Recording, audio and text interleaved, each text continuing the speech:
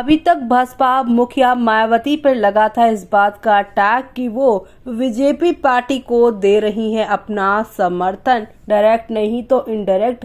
लेकिन अब यहां पर मायावती ने भी यहां बीजेपी यानी कि केंद्र की सरकार पर अब निशाना साधना शुरू कर दिया है। देश में बढ़ती महंगाई हो, बेरोजगारी हो जैसी समस्याओं की तरह अग्निवीर पर भी इधर उधर की बातें कर रही है सरकार। जी हां, मायावती का ये बयान चौंकाने वाला है और इसी के साथ अब खबर बताएंगे विस्तार से। तब तक आप हमारे चैनल टीसी न्यूज चैनल को लाइक एंड सब्सक्राइब करना ना भूलें।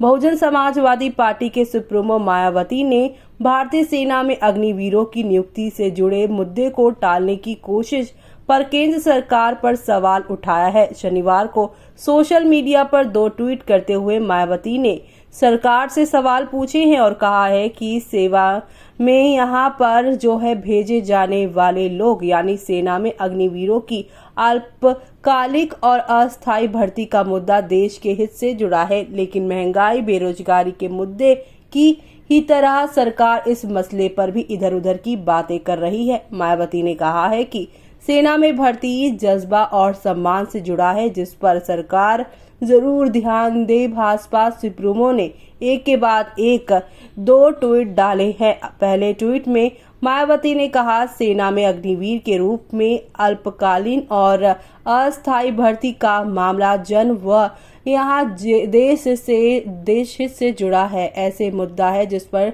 लोगों की चिंताएं बरकरार है, किंतु सरकार महंगाई, गरीबों और बेरोजगारों जैसी आदि राष्ट्रीय समस्याओं की तरह इस मामले को यहाँ पर गंभीरता से नहीं ले रही है और टाल मटोल करती हुई दिखाई दे रही है, जो कि उचित नहीं है। इसके बाद अपने दूसरे ट्वीट में भाजपा सुप्रीमो ने कहा कि पूर्व अग्निवीरों को आरक्षण देने की तैयारी में केंद्रीय सुरक्षा बल, ये मीडिया में नया सरकारी बयान है, किंतु ये ऐसी नई बात नहीं है जो पहले नहीं कही गई, जिससे लोगों ने स्वीकार कर लिया हो। सेना में भर्ती सिर्फ नौकरी नहीं बल्कि जज्बा, सम्मान से जुड़ा है, जिस पर सरकार जरूर ध्यान दे।